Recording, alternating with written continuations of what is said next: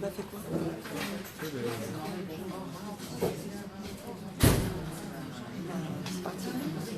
טוב, ערב טוב.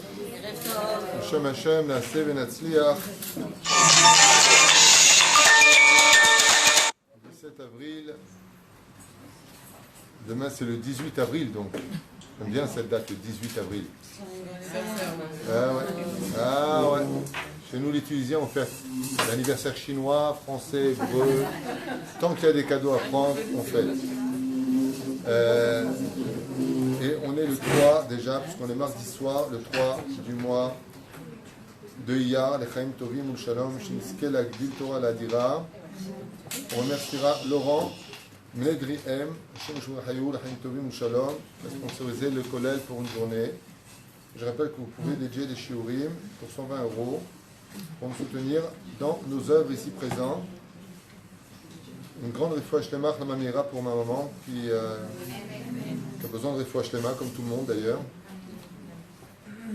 Chaya bat Miriam aussi, Sarah Talia bat Efrat Miriam, Yafa Johanna bat Shemesh, David Chaim ben Noah, Ezekiel Yitzhak Chaim ben Rivka, Esther Rachel Valérie bat Arlet Kulka Rivka Asher Stéphane ben Moshe Jani, Sarah Gisèle bat Louise Léa bat Kim Khaderi, Yosef Gérard ben Julie, Michael ben Léa, Yehuda ben Yehouseyad, Joël Miriam bat Sarah, Ora bat Miriam Zohara, Del bat Laetitia, Sarah, Chaim Aaron, Lev ben Rivka, Efrat, Yehudit Yael bat Ruth, Morgan Perla Ruchale bat Nelly Analuski, Esther bat Louisa, Lef Alfa Avdalim, Lelou Nishmat, Mazal bat Simcha Atia, Vechen Viviane Ruchama bat Mesaouda et Félix ben Esther.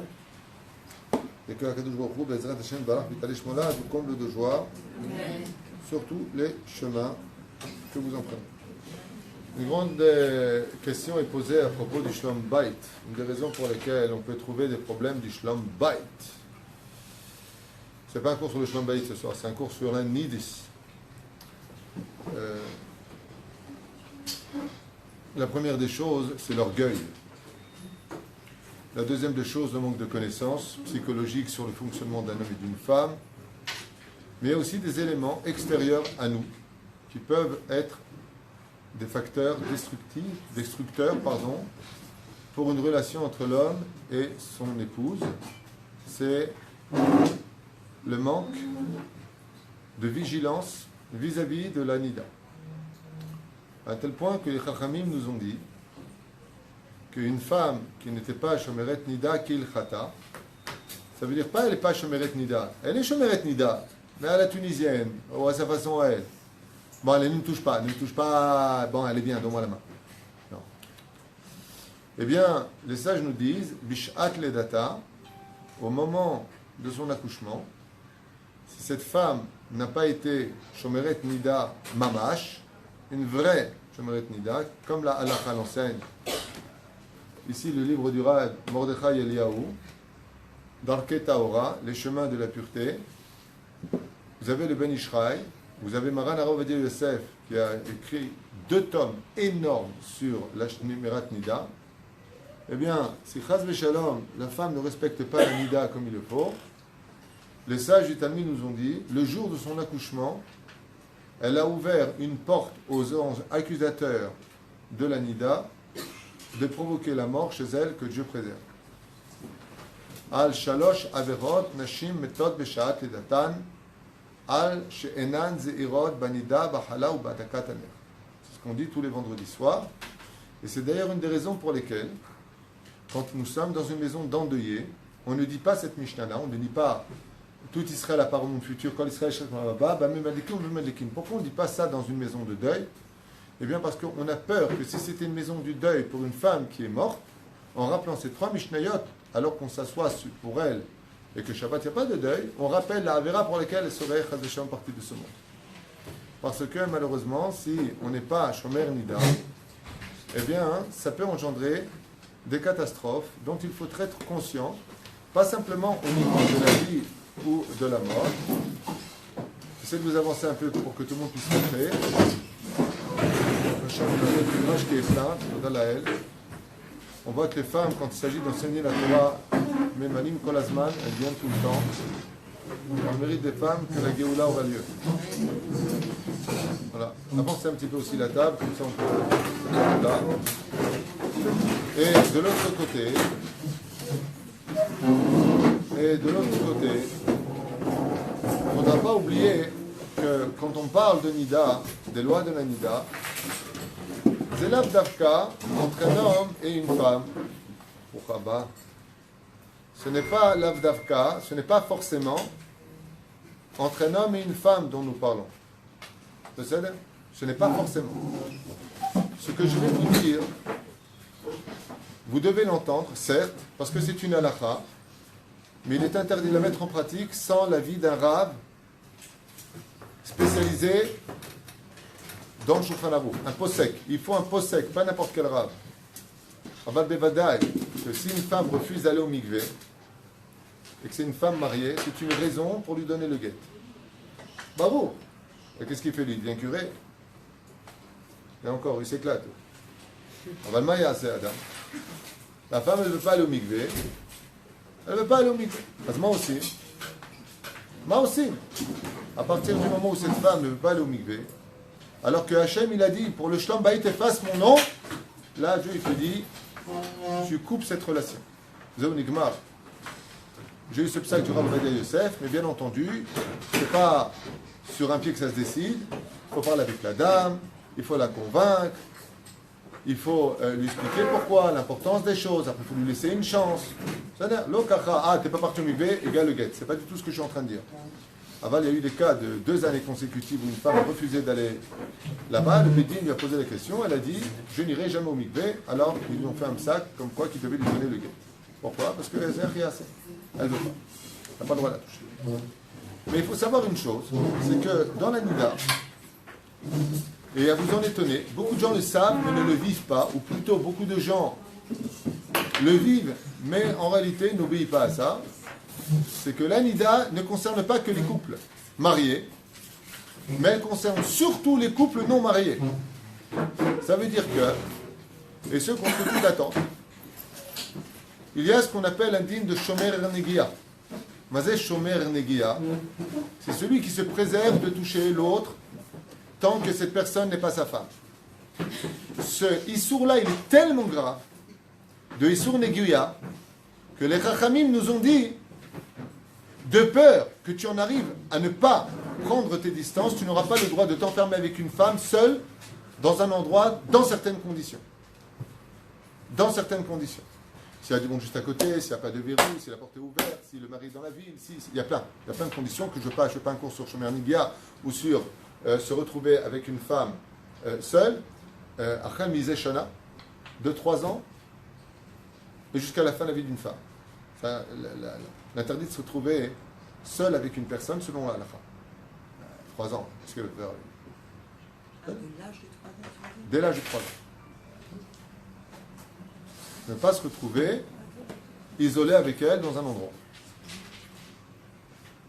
Ce Issour-là, Bebadaï, qu'il faut savoir, et les gens ne le savent peut-être pas, c'est pour ça qu'il faut venir à des cours, avale toute jeune fille, ou vieille fille, ou fille.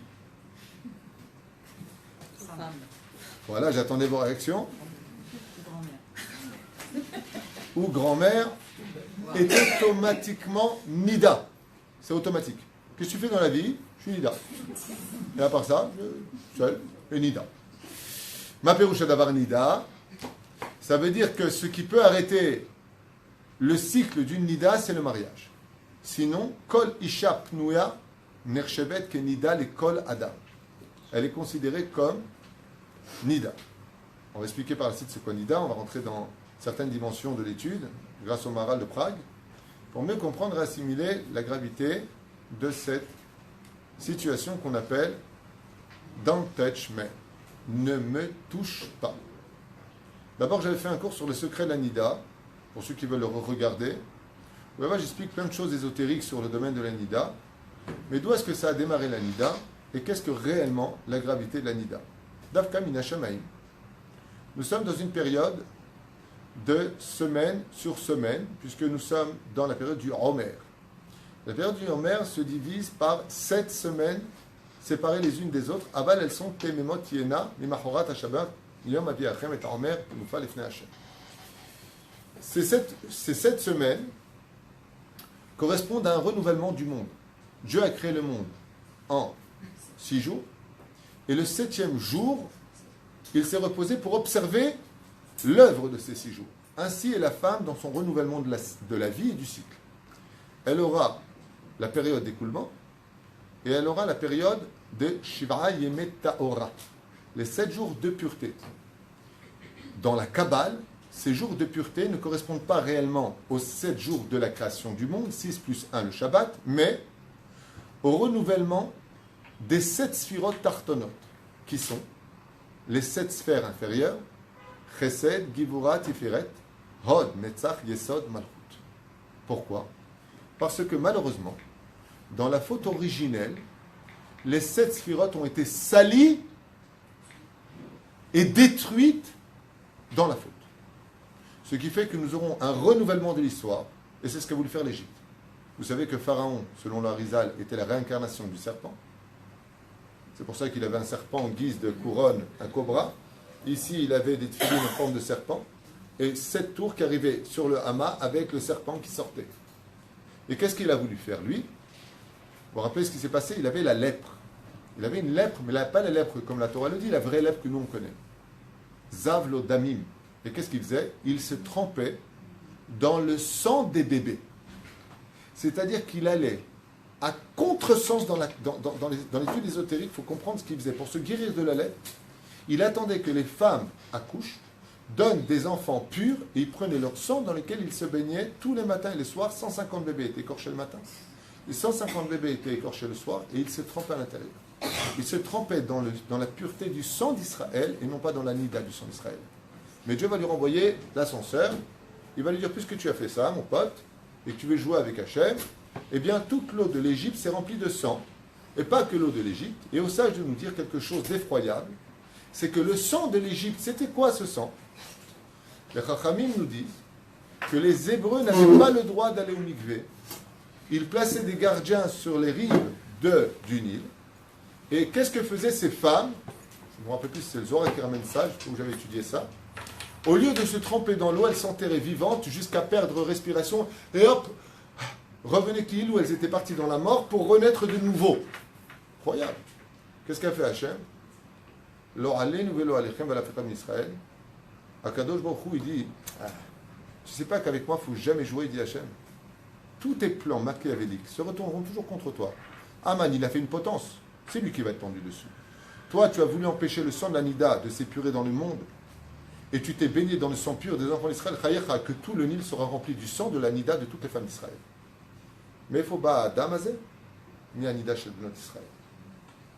Et la reine, quand nous sommes arrivés, dans cette terrible histoire des enfants d'Israël, il faut savoir que le Nachash HaKadmon, le serpent originel, tout ce qu'il a voulu faire lui, c'est mettre son sang. Alors pour celles qui ne le savent pas ou ceux qui ne le savent pas, sachez que la semence de l'homme, c'est du sang. C'est du sang blanc. C'est quoi la Evdel? Il y a du sang qui est rouge et il y a du sang qui est blanc. D'accord?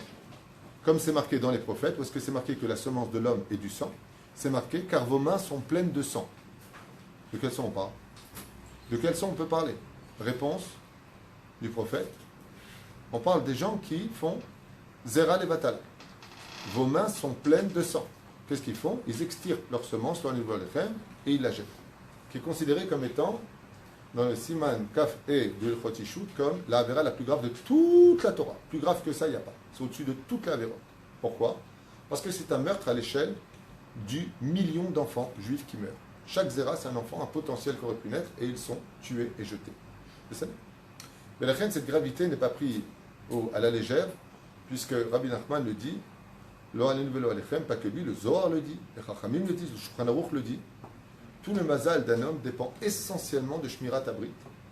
Et tout l'avenir de la pureté des enfants vient essentiellement du problème de la Nida.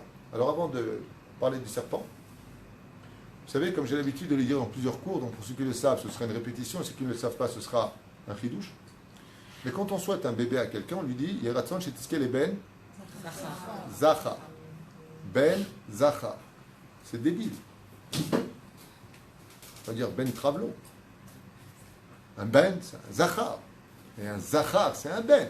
Je traduis en français. Que tu as un fils masculin. La Torah, elle veut te dire, tu mets pas un fils, you, comme ça, c'est quoi? C'est un transgenre. De quoi tu parles? Mazé ben zachar. Il dit, Nachon, je t'expliquer. Si tu crois, dit Rabbi Yehuda Tzadka, c'est un commentaire de Rabbi Yehuda Tzadka dans son livre Kol Yehuda, sur la paracha justement de Tazria. Il dit, si tu crois que les femmes qui sont pas respectueuses de la Nida, elles n'ont pas des enfants, elles ont des enfants, mais elles n'ont pas un ben zachar. Elles auront un ben vezeu. Noladli ben. Oh, noladli bat. C'est tout ce que je peux dire. Aval ben zachar, c'est une bracha. En quoi? Il dit pas chou, je vais t'expliquer. Quand une femme, elle n'est pas shomeret nida, elle va préparer, si vous voulez, une situation intérieure dans son ventre tamé. Ce qui fait que l'embryon, quand il va grandir dans la trompe, puis ensuite se diviser de 2 jusqu'à 60 cas, c'est coaguler pour devenir le premier os de la colonne vertébrale qu'on appelle l'occiput, et ensuite former l'embryon, le bébé, il va grandir dans une ambiance tamée alors qu'il n'est même pas né. Ça veut dire qu'on a découragé le Yetzeratov de l'enfant avant même qu'il soit constitué. Il part avec une situation inférieure dans la vie. Ce qui fait que quand il sort, il va lui manquer la bracha de sa mère. Pour vous donner un exemple, la paracha de Shmini précède la paracha de Tazria. Shmini, on parle de quoi? Des animaux purs ou impurs. Voilà ce que tu dois manger. Une fois que tu sais manger kasher, tu vas préparer un corps sain de corps et d'âme. Alors tu peux avoir un enfant, Tazria, chaque Tazria, elle Dazachar. Maintenant, elle peut tomber enceinte. Pourquoi? Pour te dire qu'une femme qui ne mange pas kasher, automatiquement, ce que tu manges, c'est ce que tu es. Et si tu as mangé taref, et que tu as mangé du porc, ou tu as mangé de la viande de bœuf qui n'était pas kasher, eh bien, ton corps n'est pas kasher. Et l'enfant va grandir dans une situation où la halakha va le fixer juif parce que sa mère est née juive, mais à l'intérieur de lui, toute son âme démarre comme l'échelle d'un enfant qui est goy. Ben medvarim amurim, pashut meod. Pourquoi on dit ben zachar? Zachar c'est gematria bracha, bénédiction. Est-ce qu'un homme et une femme sont pareils dans le judaïsme? Oui, la femme, dans certains cas, elle est mieux que l'homme, dans un autre cas, l'homme est mieux que la femme. Je ne rentre pas dans ces détails-là de l'émancipation des femmes, est-ce que l'homme est mieux que la femme ou pas? Non, c'est pas de ça que je parle. Ce que je veux vous dire, c'est, est-ce qu'on est pareil dans les lois? Non. Toutes les mitzvot provoquées par le temps, les femmes en sont quittes. Mitzvot, shazman, grama, isha, ptura. La femme n'a pas d'obligation de fixer un temps d'étude à la Torah, n'a pas d'obligation de rentrer dans une soukha. La femme n'a pas les mêmes obligations que les hommes. Ce qui fait qu'une femme aime les tefilin? Non. Je ne parle pas de Michal et de Brouria, comme les tefilin, Batsheva, Formis, je ne parle pas de temps à perdre avec eux. Je ne parle pas de ça. Je parle de la tradition juive. Les femmes mettent les tefilin? Non.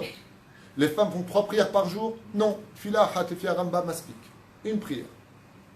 Ce qui fait que si le garçon, le matin, il se lève et il ne met pas les tefilin, il fait les brachot. Comme qui? Comme les femmes. Il ne fait pas mincha et arvit, il fait juste shaharit. Comme qui? Comme les femmes. Il vit seul avec sa mère, il court aussi à la machine. Comme qui? Comme les femmes. Demandez à Aznavour. Ça là. Il pique aussi à la machine. Résultat des courses, qu'est-ce qu'il a à la maison? Il a un ben. Aval en lo ben zachar. La nida, ce qu'elle te permet d'avoir, c'est un fils qui sera zachar. Ça veut dire qu'il saura se souvenir pour item auto usrachtem et kol mizvot Hashem basitem otam. Tu te rappelleras de toutes les mitzvot de la Torah. Et qu'est-ce qu'on peut offrir comme cadeau à notre fils? Quand on mange kasher et qu'on est shomer nida mamash kilchata, on va préparer un mivne, c'est-à-dire un centre de renouvellement de la vie pure. C'est pour ça que la femme va au mikvé. En 2 mots, qu'est-ce que mikvé?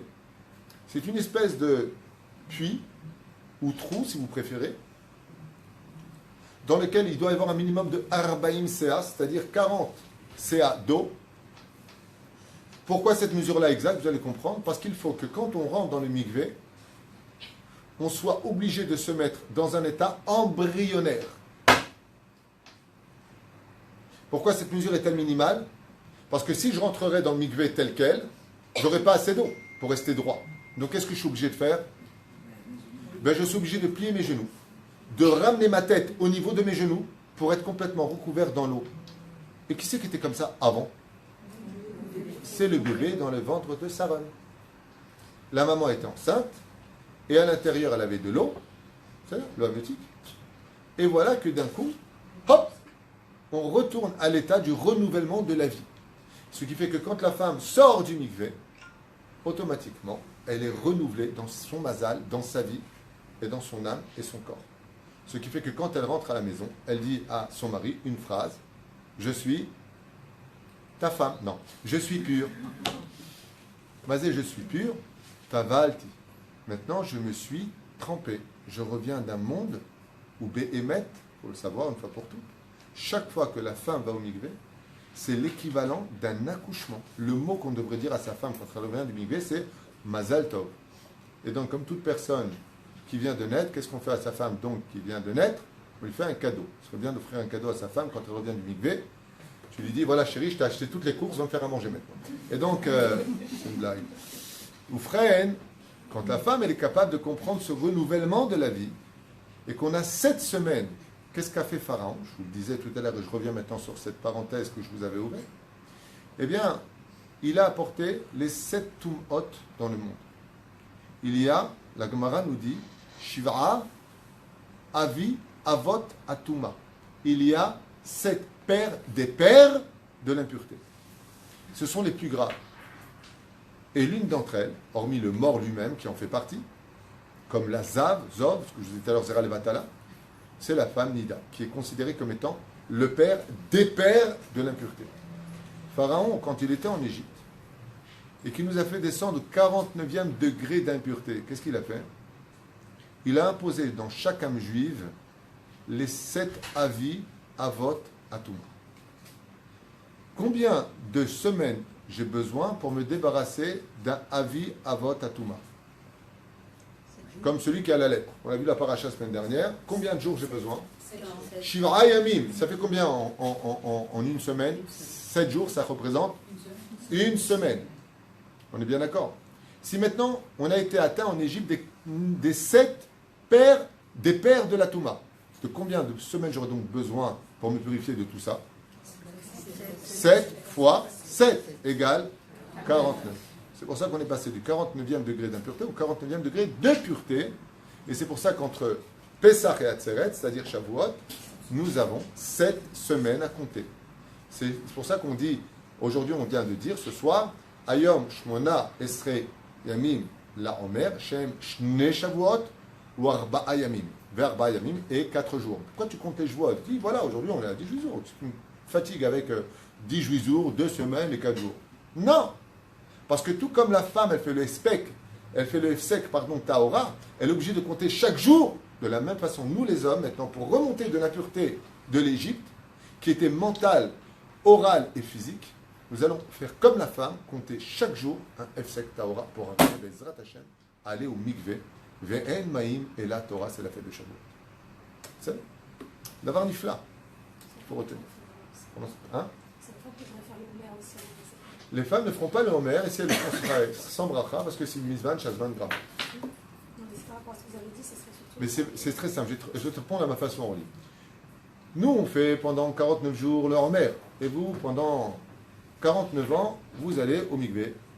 Hein? À partir de 50 ans, plus ou moins, c'est la ménopause. Ce que je viens de dire, donc 49 ans. Parce que tu as mis une chemise à carreaux, tu tiens à carreaux. Hein? C'est l'équivalent? L'équivalent de quoi? Le homer, c'est l'équivalent de mikvé? Ok. Le homer, c'est l'équivalent du mikvé. C'est pour ça qu'on a amené de l'orge, du chita. C'est bizarre comme le korban du homer. Qu'est-ce qu'on a apporté? Du blé, du chita, de l'orge, vous préférez. Et la faute originale dans la Gemara, dans 2 endroits, que ce soit Sanhedrin ou soit Brachot, c'était quoi? Du chita, qui vient du mot chet. Il y a quelqu'un qui dit, ouais. il s'appelle Roni, il dit, une faute très grave, c'est de penser qu'un bébé juif peut être inférieur à un autre. C'est un état de fait, c'est pas une chose grave, c'est un état de fait. C'est pas le bébé qui est le problème, c'est l'âme qui est dedans. Tu vois, par exemple, ma main, c'est une entité, elle est jolie, elle est bien, elle est sympathique. Moi, je l'aime bien, ma main. D'accord? C'est une honte de penser que le pouce est plus bas que les autres. C'est un état de fait. C'est stupide. Mon majeur est plus fin que celui-là parce que j'estime que tu peux penser ce que tu veux. Là, elle n'est pas la question. Les Chachamim, ils disent que quand un enfant vient de l'Anida, dans l'Agmara c'est marqué, c'est un fils de l'Anida. Que tu le veuilles ou que tu ne le veuilles pas. Il y a une chose à ça. Bevadaï que la tchouva existe pour tout. Et il n'y a pas une infériorité à ça, ça n'a rien à voir avec l'infériorité. C'est comme si je dis que ce mur-là est blanc. Ah non, je ne suis pas d'accord. Mais c'est un état de fait, ce n'est pas une question. Comment on appelle un enfant qui vient d'une pensée où l'homme, quand il était avec sa femme, il pensait à la voisine? La Torah lui donne un titre, que ça plaise ou pas, ça s'appelle Ben Temura. C'est le cas de Réhouven, fils de Jacob. Il pensait qu'il était avec Rachel, alors qu'il avait Léa. Est né un enfant avec un défaut dans l'âme, dit le Zohar HaKadosh, et ce défaut-là fait fauter Réhouven qui a perdu le droit de la Bechora, c'est-à-dire d'être l'aîné, la royauté, la Lévia et la Keuna. Et on va dire que Réhouven est inférieur aux autres. Réponse maintenant, oui, il a tout perdu le mec. Pourquoi? Parce que son père, Yaakov, a commis, comme c'est marqué dans le Sod HaChashman au nom du Zohar HaKadosh, il a commis l'erreur d'être certain d'être avec Rachel quand il était avec là. Maintenant, tu vas me dire, oui, mais attends, je ne comprends pas, il n'a pas fait exprès, lui. Mais c'est des plans divins. Je ne suis pas Dieu. Allez au côté et parlez-lui. Mais ce que disent les Chachamim, ça, c'est le mettre aussi. Mais la reine d'ici à Tadishmaya, il faut comprendre que nous, en tant que parents, on a intérêt à donner à nos enfants les meilleures âmes pour démarrer leur vie, dans la Gdusha, dans le calme. Vous croyez quoi qu'une femme enceinte qui est nerveuse, ou une femme enceinte qui se retrouve dans une situation compliquée, elle va donner quoi comme enfant? Un enfant compliqué, un enfant nerveux. Et souvent on reproche à nos enfants ce qu'on a fait d'eux quand on les a construits. Prenez des exemples de la Gemara, pourquoi moi? Comment est né Rabbi Ishmael ben Elisha? Allez, comment il est né celui-là? Celui-là qui était considéré comme étant le tzaddik des tzaddikim, le tzaddik et Sodonam, Simon Templar. On l'appelait le saint. Dieu l'appelait mon fils. Quand il voyait Rabbi Ishmael ben Elisha, il disait béni, béni. La Gemara te dit, tu sais comment il est né lui? Je vais te dire comment il est né. Créez nom d'idiot. Ouvrez bien grand vos oreilles. Sa mère, dit la Gemara, elle est sortie du migvé et elle a vu un chat qui passait. Elle a dit, oh Félix, tu n'es pas cachère. Elle est retournée dans le migvé. Elle sort dehors et qui elle voit? Daisy. Hop, elle retourne dans le migvé. Elle sort, elle voit un hamar. Elle dit hamar. Ben, elle retourne dans le migvé. Elle ressort, elle revoit un non-juif, le méchané. Excusez-moi pour mon employé, mais c'est ce qui est marqué dans la Gemara. Elle retourne au migvé. Elle est partie contre au migvé. 5-6 fois. Quand elle est sortie, elle a mis sa capuche, elle a marché comme une aveugle. Et née de cette union, où aucune impureté n'a pénétré ses yeux, Rabbi Ishmael ben Elisha Cohen Gadol, que Dieu a appelé le Kodesh HaKodashim, mon fils, un homme totalement Kadosh. Prenons le cas de Rabbi Yehuda Hanassi. Rabbeinu HaKadosh, comment il est né Kadosh celui-là? Brabdi, comment il est né Kadosh? La Gemara, elle te dit, tu veux savoir comment il est né Kadosh? Du jour où elle est tombée enceinte, la femme est partie voir son mari, la mère de Rabbeinu HaKadosh, d'accord, Rabbi Yehuda Hanassi. Elle a dit à son mari, je pars m'installer dans le Beth Midrash, Bezrat Nashi. Elle a pris une couverture, une paillasse, un petit coussin. Écoutez bien l'histoire. Elle est partie s'installer où? Pendant 9 mois de sa grossesse, au poulailler là-haut. Et chaque fois que les Chachamim, toute la nuit, parlaient de Torah, elle caressait son ventre et elle disait à son fils, écoute, écoute. Elle n'a pas regardé une seule fois une chose impure. Elle n'a pas dit une seule parole. Elle a enduit toute son atmosphère de Gdusha.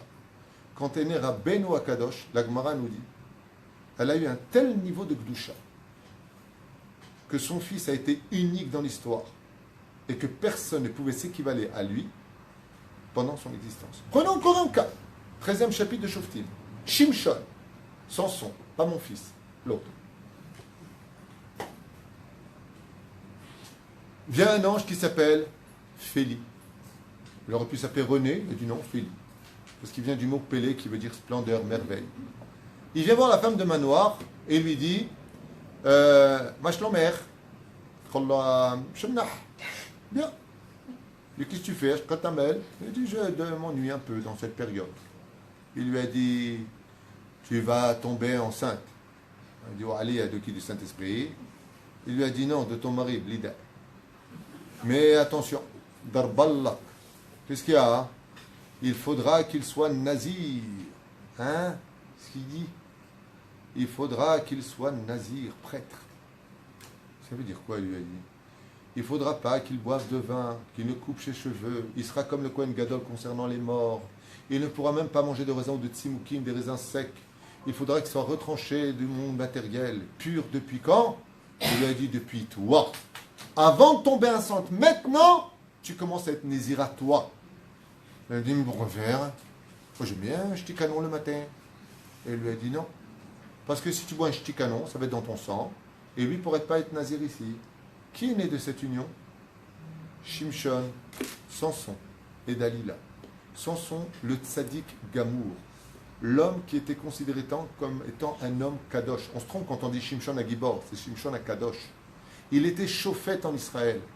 Il était atteint à un tel niveau de Gdusha que la Gemara vient nous dire quelque chose, et pas la Gemara, les Parchanim nous disent en Shoftim que si un juif il va avec une Goya, il rend toute son âme tamée.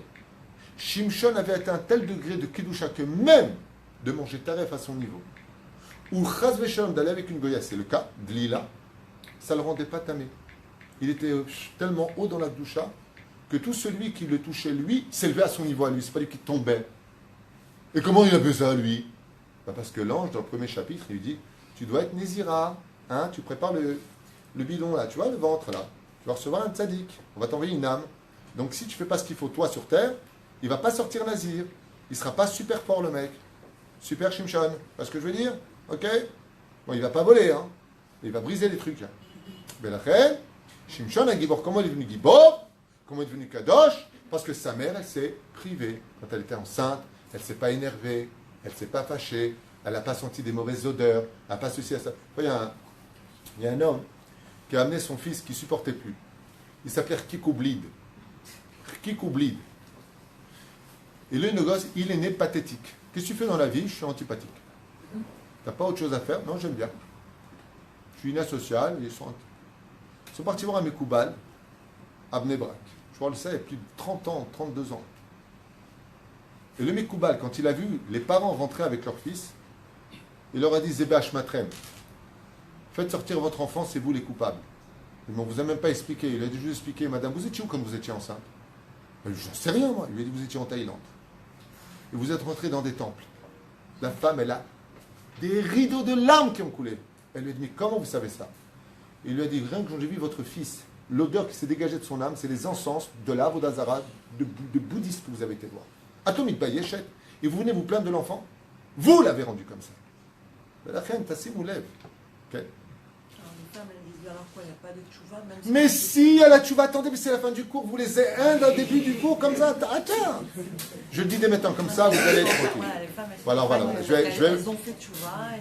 Je vais tout vous arranger dès maintenant. Si vous voulez la fin avant le début, il n'y a pas de problème. La prochaine fois, vous venez manger chez moi, je vous donne d'abord le flan et après le poisson.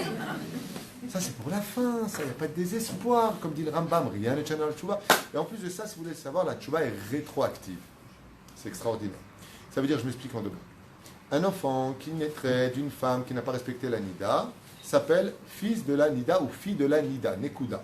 C'est-à-dire, si ça ne plaît pas, vous n'êtes pas d'accord, changez de chaîne. Moi, je ne suis pas là pour vous dire ce que vous avez envie d'entendre, mais pour vous enseigner ce que la Torah nous apprend. D'accord? Maintenant, les parents ont fait tchouva. Pourquoi? Avant, ils ne savaient pas. Tu me touches, moi je te touche. Mais d'après, d'un tâche, tu ne me touches plus. C'est-à-dire, des fois, ils ne se touchent plus du tout, ils divorcent. Mais, alors, allez-nous. Aval, ce que je veux dire par là, c'est que quand une personne fait tchouva, et comment elle fait tchouva, le Chafetz Chaim, il dit comment on fait tchouva quand on n'a pas été Shomer Nida? Comment on fait? On a l'obligation d'étudier les lois de la Nida. Toutes les lois de la Nida. Oh. Et à la fin, tu deviens rabbinite. Kodem kol, il y a de la tzedaka à mettre, il faut jeûner. Il faut aller voir un chacham pour ça, dire voilà, j'ai pas été Shomer Nida ou Shomer Nida. Si la personne ne peut pas jeûner, elle donnera l'équivalence de la tzedaka. Pour ça, il y a un livre qui s'appelle Lachon Chachamim du Ben Ishraï, à savoir comment réparer ses fautes. Dans notre génération, on est tous très très faibles, tellement faibles qu'on n'a que de la force pour les bêtises et pas pour la Torah. Résultat des cours, sans faire du kitrou, bien sûr, sans faire d'accusation. Aval, il faut prendre ça au sérieux, d'étudier les lois, de regretter réellement, d'en verser des larmes. Et si on a réellement fait tchouba, qu'à partir d'aujourd'hui, on est Shomer Nida qui est le Chata, alors Bémet. Et en plus, on le fait bekef, pas on fait. Faut que je te parle, chérie. Qu'est-ce qu'il y a? Oui. On va devenir Shomer Nida. Je suis désolé.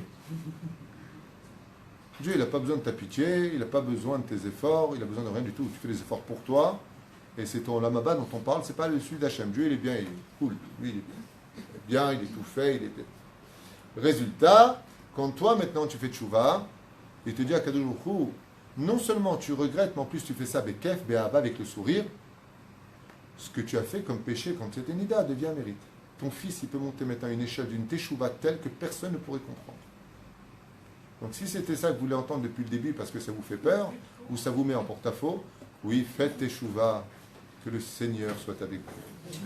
Rien ne tient devant la teshuva, et vos enfants quitteront le titre de Ben Nida pour devenir Ben Taras. C'est-à-dire Ben Teshuva. On fait ça comme ça. C'est plus... Ah. Alors, le serpent, comment il a fait? C'est quoi la Nida? Alors, je vous explique. Le serpent était un gouja. Un pourri. Il était méchant. Il était pervers narcissique. C'est sûr. Il était manipulateur, surtout. Il était jaloux. Il était envieux. C'est un grand démagogue. Et il a dit à Ève une phrase très connue. Pas de beaux yeux, tu sais. Et Ève, elle lui a dit, tu es gentil. Après, il a fait un peu rire. Après, il lui a dit, je peux t'accompagner. Elle lui a dit, ah non, hein. Dieu, il a dit, il ne faut pas toucher l'arbre. Toucher l'arbre. Alors que Dieu avait dit à Adam, il ne faut pas manger l'arbre. Le tikkun de la parole. Il ne faut pas toucher. Don't touch. Ne me touche pas. Qu'est-ce qu'a fait Ève? Elle a mis une barrière là où il ne fallait pas en mettre. Cette barrière prononcée par Ève se traduira par ne plus toucher sa femme quand elle est nida. Il ne touche pas aux fruits interdits. Revenons dans l'écriture. Qu'est-ce que fait le serpent? On va l'appeler persifleur. Il dit à Ève, tu as vu? Oh mince, t'es tombé. Oh ben pas de chance. Parce que tu touches l'arbre. Elle a dit oui, et alors? Ben, tu vois, t'es pas morte. Et là, tu m'as dit tout à l'heure, quand Dieu il a dit que vous toucherez l'arbre, vous mourrez. Tu te rappelles? Tu vois bien que c'est de l'arnaque. Je t'ai fait embobiner par ton créateur. Tu vois bien que tu ne peux pas l'écouter. Puis tu mérites mieux que ça. Alors je vais t'expliquer. Et qu'est-ce qu'a fait le serpent? Il l'a touché. Il l'a touché. Et qu'est-ce qui s'est passé quand il l'a touché? Eh bien, ils ont été plus loin. Et ils ont fauté. Comme ça dit la Gemara dans 3 endroits différents. Quand Ève dit Anachash Asher Ishiani, la Gemara nous dit, le serpent quand il m'a fait tomber, la Gemara elle dit Altikra Ishiani, mais c'est là du mot Isiani, le serpent qui s'est marié avec moi. Qu'est-ce qu'elle a voulu dire Ève? On est partis ensemble, on a fait des bêtises. Le problème qu'on a, c'est que le serpent, quand il est parti avec elle, quelle semence il avait? Il avait le sang de la Sitra Ahara qu'on appelle aujourd'hui la Nida. Il a introduit en Ève, non pas de la semence humaine, mais il a introduit le sang de l'impureté absolue en elle, qu'on appellera plus tard Zoemat Anachash. La Zoemat Anachash veut dire le sang impur du Nachash. Et ce sang impur du Nachash s'est installé dans la matrice de la femme. Alors Dieu, qu'est-ce qu'il a fait? Il a dit, ben malheureusement, tu vas tomber enceinte d'un enfant au niveau de l'âme. Et elle est tombée enceinte de Caïn, qui n'est autre que le fils du serpent, et de Ève au niveau métaphysique. Quand elle est partie maintenant, elle est partie avec son mari. Elle est tombée enceinte de Evel. Mais son mari, il a commis une faute fatale. Et c'est pour ça qu'Evel Alpisod a dû mourir. Alpisod. C'est que les Chachamim nous disent quand elle est partie avec Adam Arishon, elle est tombée nida pour la première fois de sa vie. Le sang du serpent juste avant venait de s'écouler d'elle.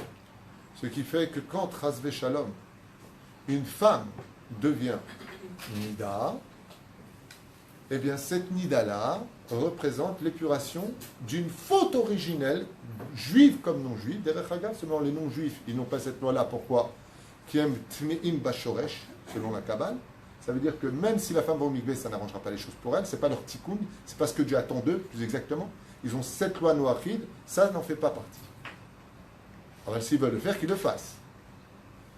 Comme dit Rabbi Meir Balanès, c'est que ce qu'il y a de merveilleux la Nida, parce que vous savez que dans le judaïsme, tout ce que nous vivons, c'est que pour le bien. Il n'y a pas d'épreuve dans la vie qui ne soit pas pour le bien. Sachez-le, il n'y a pas. Si des fois tu rates le bus un tel et que tu l'as raté, c'est parce que si tu l'avais pris, tu aurais peut-être fait un grave accident plus tard. Vous le savez, on ne va pas revenir là-dessus. Aval Masheken, quand Adam Arishon est parti avec sa femme, elle est devenue Nida. Qu'est-ce que ça veut dire, elle est devenue Nida? Qu'est-ce qu'il y a? Il y a une manifestation là-dessus? Il y a des questions. Il y a des questions. Après. Après. Non, Après, non. après. Pas de questions. Ni là, ni là-bas. Plus de questions. On est pour 2 heures, là. Très rapidement. Qu'est-ce que ça veut dire? Qu'est-ce qu'il a apporté le serpent comme semence rouge à la femme? Qu'est-ce qu'il lui a déposé en elle? Réponse, je vais essayer d'être très bref parce que ce serait trop long à expliquer si je devais donner des détails du pourquoi des choses. Il a apporté la mort. Il a introduit en elle la mort. Et quand on perd quelqu'un, qu'est-ce qu'on fait? On porte le... Combien de jours? On porte le deuil? 7 jours. 7 jours de pureté, ce sont les 7 jours de deuil, comme l'explique Rabbi Eliezer Ben Orkanos. Lama Isha, pendant 7 jours, elle doit compter les 7 jours de pureté. Ce sont les 7 jours correspondant au deuil qu'elle porte parce qu'elle a perdu une ovule qui est morte dans son sang qui s'épure d'elle. Comme ça disent les Chachamim. Rabbi Eliezer Ben Orkanos, il va plus loin que ça. Ce que je vais vous dire est très dur à entendre. Mais on est là pour étudier la Torah. Sinon, j'ai des blagues, si vous voulez. Rabbi Eliezer Ben Orkanos, il dit, tu sais pourquoi la femme, elle porte un kissoun? Parce qu'elle est en deuil. Couronne de la femme juive. Rabbi Eliezer, il dit, Zesiman Avelut. Et c'est vrai que de tout temps, quand on regarde le Tanakh, ou la Gemara, ou, par exemple, quand Mordechai s'est retrouvé à porter le deuil du décret de Haman, qu'est-ce qu'il a fait dans la Megillah? Vayasam, sac efer al rocho. Il a mis un sac sur sa tête. Quand on porte le kissoui, c'est le tikkun qui correspond avec la nida de la femme. C'est pour ça qu'en général, la femme se couvre la tête quand elle se marie. Quand il a possibilité de réparer la nida avec le mikvé, alors elle commence à porter aussi le deuil au niveau de sa beauté. Pourquoi? Parce que le serpent, écoutez comme la Torah, elle est belle. Regarde comme c'est beau la Torah. C'est pas des sojtam. Dis-moi, Pierre, oui, Paul, qu'est-ce que tu penses? Non, c'est pas comme ça que ça se passe. Surtout que Thomas, il se ramène. Elle m'a barré. Oh, Mathieu. Fatigué, Mathieu. Mais la crainte. Chez nous, c'est pas comme ça que ça se passe. C'est pas chacun écrit ce qu'il veut dans son bouquin, il fait un best-seller et il le vend avec des bêtises. Le serpent, nous disent les Chachamim, pourquoi il a fait tomber Ève? Parce qu'elle était belle. Et parce qu'elle était belle et qu'elle était mariée, il est venu la prendre. Il était jaloux. Il voulait qui? Il voulait Ève. Donc la femme ne devra se faire belle à partir de ce jour-là que pour son mari. D'où le fait de se couvrir la tête, c'est le pshat. Ça, c'est le pshat. Le sod. Akadosh Baruch Hu, il dit voilà, je vais t'expliquer. Chaque ovule que j'envoie est unique pour la femme. Contrairement aux hommes, la semence de l'homme ne fait que se répéter non-stop. Il n'y a pas de tridushim chez lui. Chez la femme, l'ovule de la femme n'a jamais existé avant dans l'histoire et n'existera plus jamais après.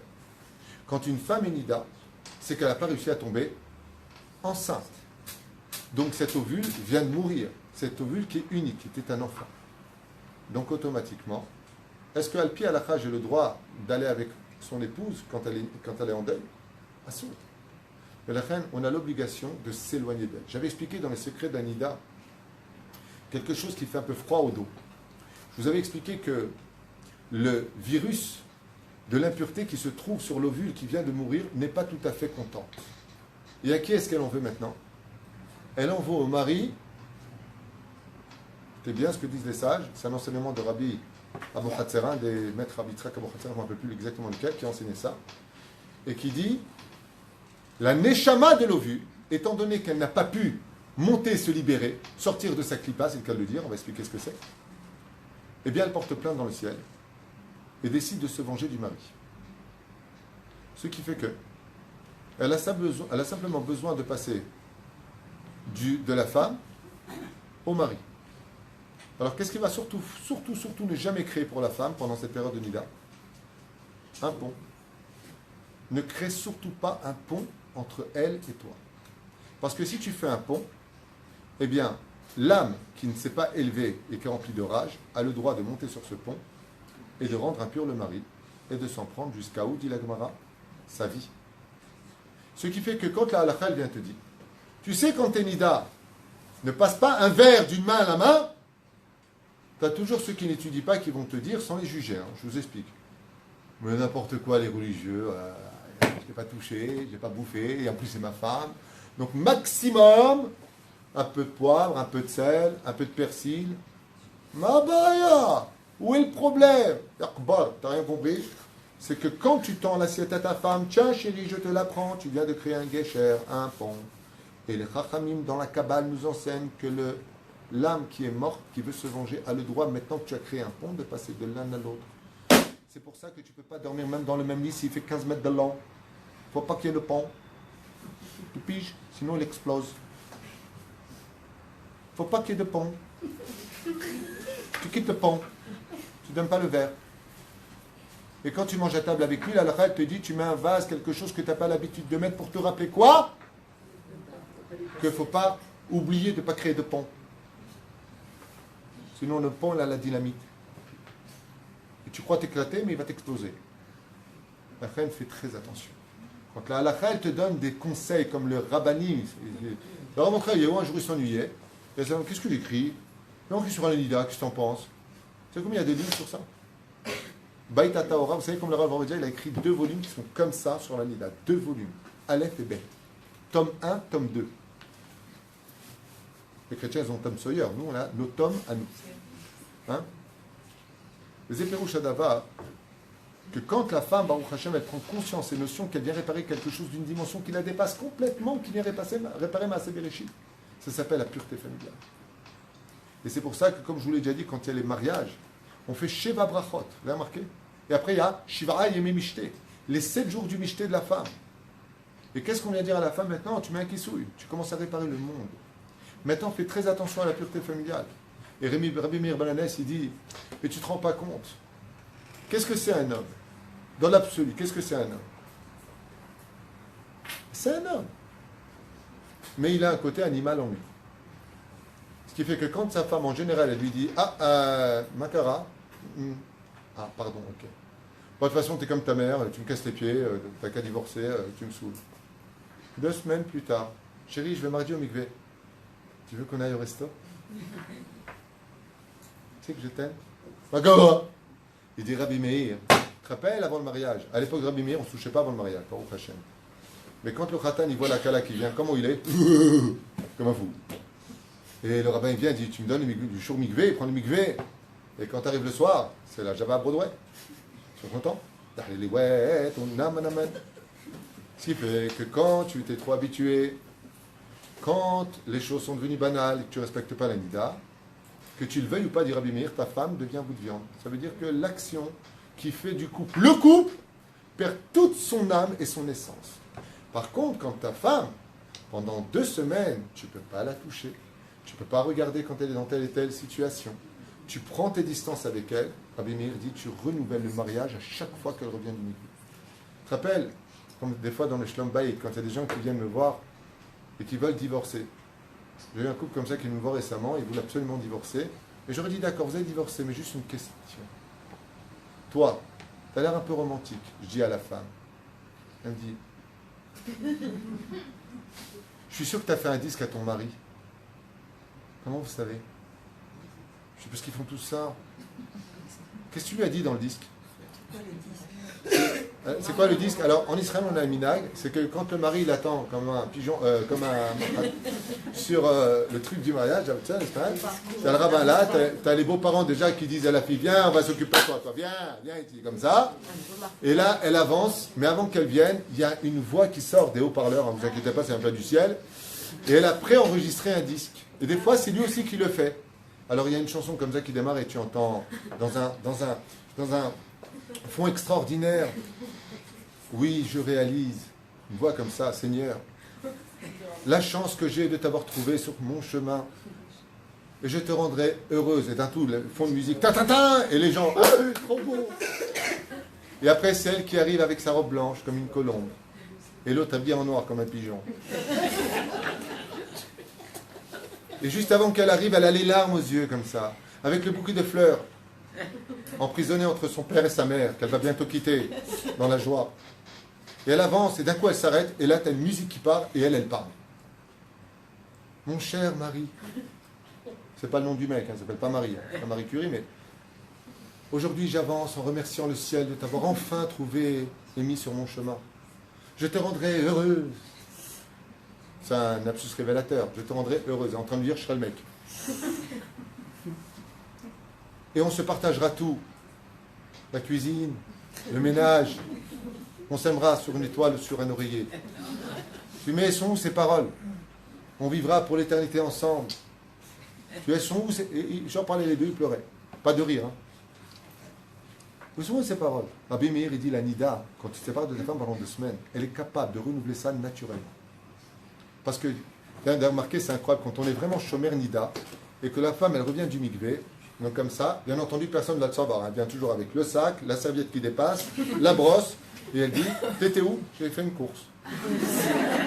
Et t'as tout le monde qui se regarde. C'est absurde de faire ça.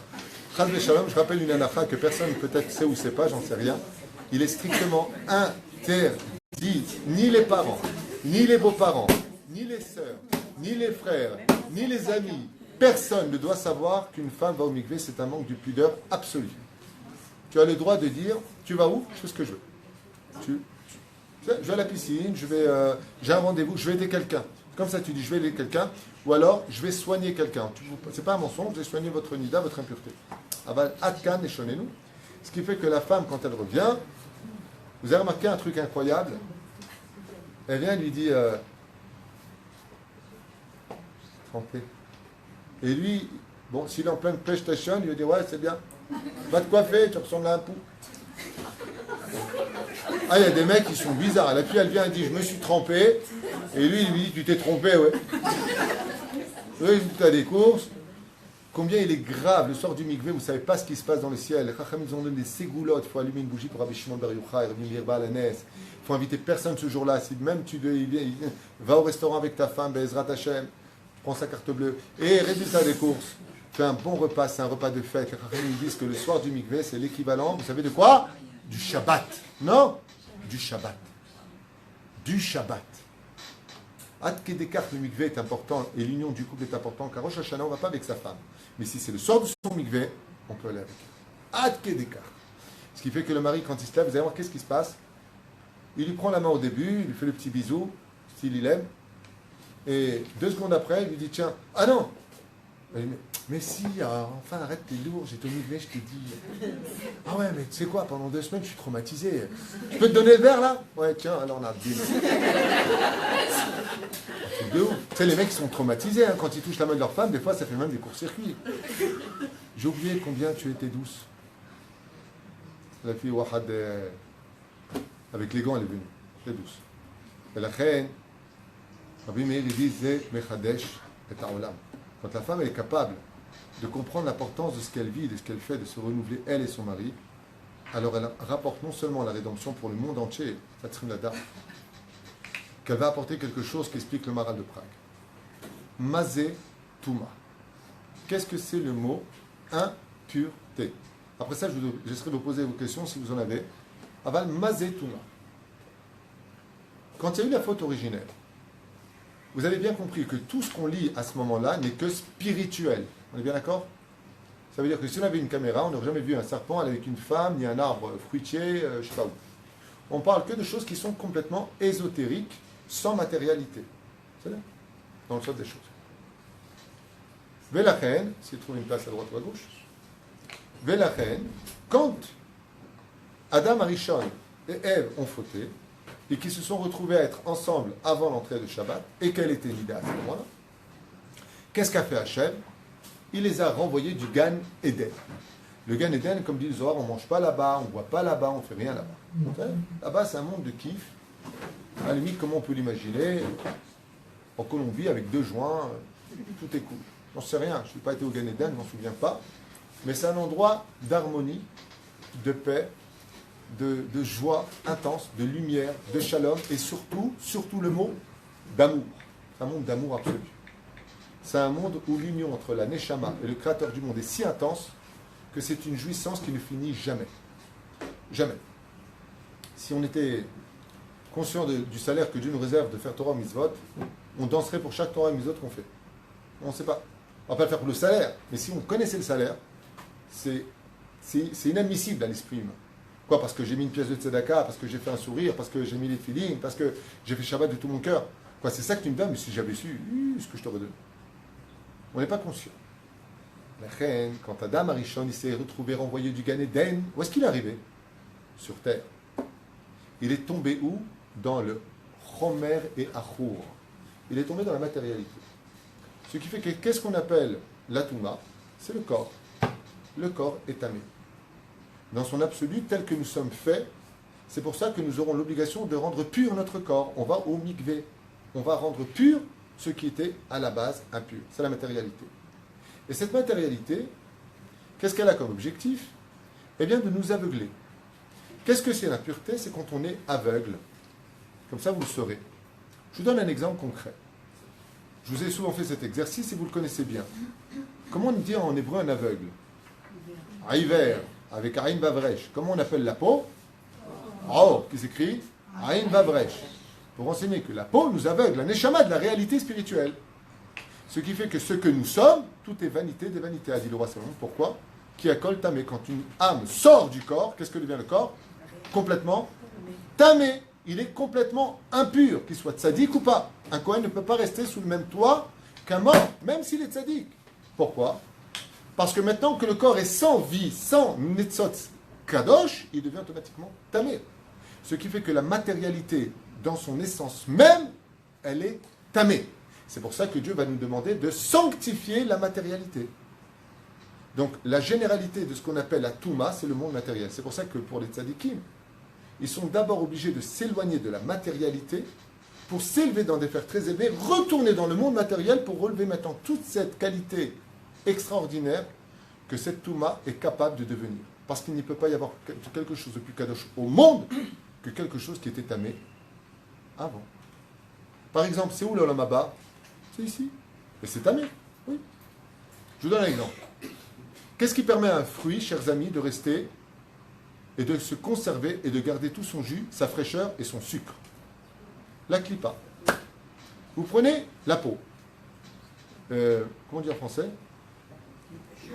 L'écorce. L'écorce. Il n'y a pas un autre mot? L'épluchure. Oh, l'épluchure, je préfère. C'est plus campagnard. L'épluchure. Vous avez la peau de l'orange. Vous avez épluché cette peau. Vous laissez votre orange maintenant une journée. Vous la mangez le soir. Comment elle est? Elle a séché, elle a perdu toute sa fraîcheur. Qu'est-ce qui l'a préservée? Sanida. À son niveau à elle, cette peau devient la protection de la Gdusha qui se trouve en elle. Ce qui fait que là où il y a de la Touma, il y a de la Gdusha. Et donc, plus ce sera tamé, et plus ça va dévoiler. Vous avez compris pourquoi nous sommes dans la génération la plus tamée de l'histoire? Vous avez compris pourquoi la chutzpah est si importante, qu'il y a tellement de défilés d'homosexuels, que chacun n'a plus honte de tromper sa femme, ou une femme avec une femme, ou une femme avec son copain, et dans les couples, et les mots mal élevés. Vous avez compris pourquoi on est au summum de la Touma?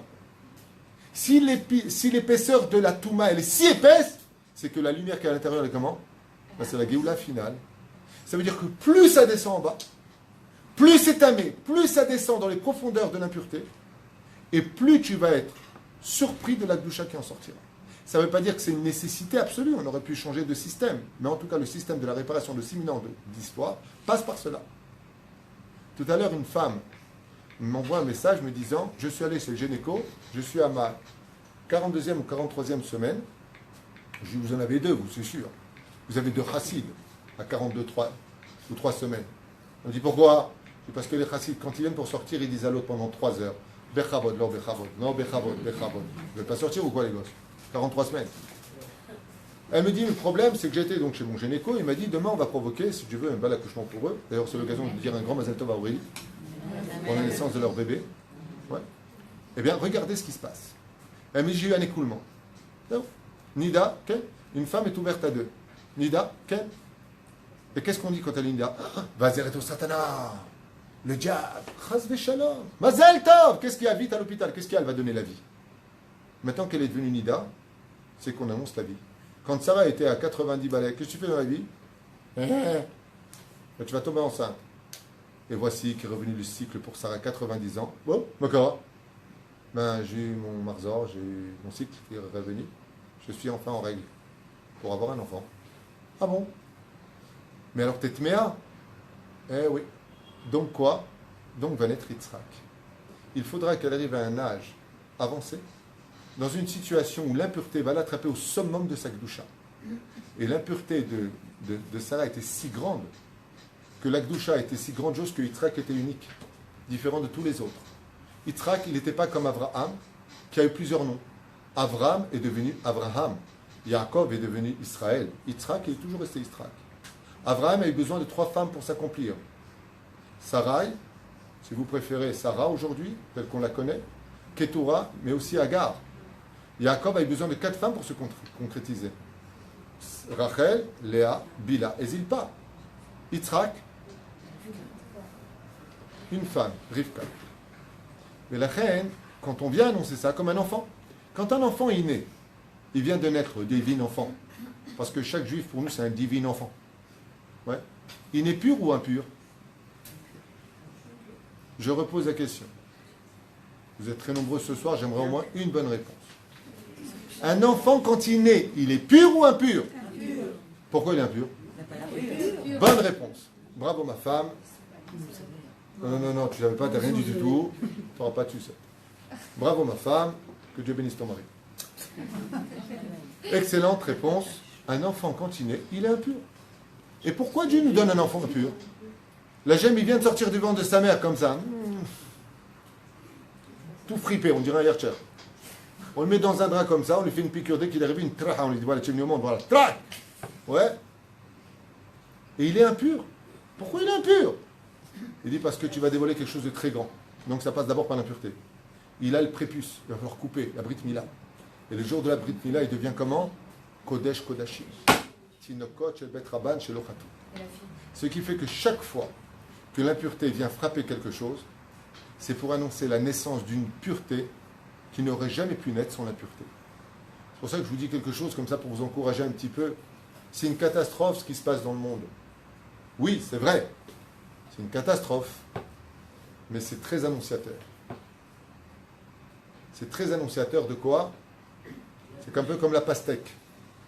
Prends une pastèque, si tu veux qu'elle soit très très juteuse, très rouge, très sucrée, il faut prendre une pastèque dont la résonance montre bien que la peau l'a bien protégée. Et la clipa, elle est très dure dans la pastèque. C'est pareil pour le melon. Après, tu l'ouvres, il est pourri. Parce que la peau, si elle a été attaquée par le fruit et qu'elle devient transparente, c'est que le fruit est déjà pas bon. La conservation d'un fruit pur, c'est la clipa qui l'entoure. Ok. Il y a une femme qui demande par rapport aux femmes qui sont ménopausées. Alors, elles n'ont plus tout ça. Tout à fait. La femme qui est ménopausée a fini son tikkun de la nida. Et qui n'ont pas respecté la nida. Azoto Davar, à partir du moment où les femmes n'ont pas respecté la nida, tu veux savoir comment elles peuvent réparer les choses? Oui. Malgré tout, elles en prendront les lois de la nida, feront une grande teshuva le jour de Kippour entre elles et le Créateur du monde et leur mari, et dès qu'un livre sortira sur la nida, elles essaieront d'y participer financièrement, ou si une rabbanie vient faire des cours sur la nida, elle s'efforcera de la soutenir financièrement pour que l'enseignement soit faire teshuva des femmes qui ne faisaient pas la nida, grâce à son soutien, si donc elle se sera réparée. Patricia, tu avais une question tout à l'heure. Tu n'as plus de questions. Bonne réponse. Il y a une dame. Sidi. Alors je reviendrai après. Non, ça n'a rien à voir avec le cours, mais il y a une dame qui dit qu'elle ne comprend pas comment on peut faire un cours de Torah ce soir que c'est Yom HaZikaron et qu'on ne doit pas faire de cours de Torah. J'aimerais que tu répondes à ça, parce que là c'est... De dire une telle chose, d'abord, je trouve ça presque inadmissible comme question.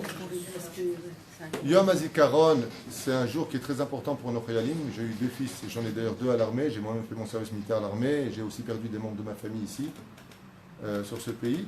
Donc j'ai de leçons de recevoir à personne dans ce domaine.